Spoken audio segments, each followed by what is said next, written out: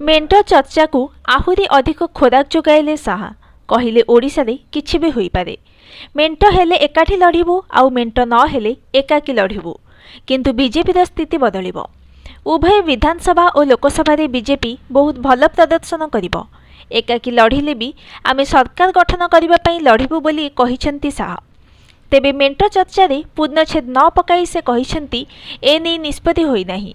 राष्ट्रीय अध्यक्ष जेपी नड्डा एहार निष्पत्ति नेबे किंतु शाह गोटिए कथा को बारंबार दोहराइछंती जे बीजेपी ओडिशा रे उभय विधानसभा और लोकसभा रे भल प्रदर्शन करिबो। आसन संख्या बढ़िबो। ओडिशा रे बीजेपी शक्ति रे बड़ अभिवृद्धि घटिबो। दिल्ली रे एक जातीय गणमाध्यम साक्षात्कार कार्यक्रम रे जोग देई एभली कहिसेंती अमित शाह।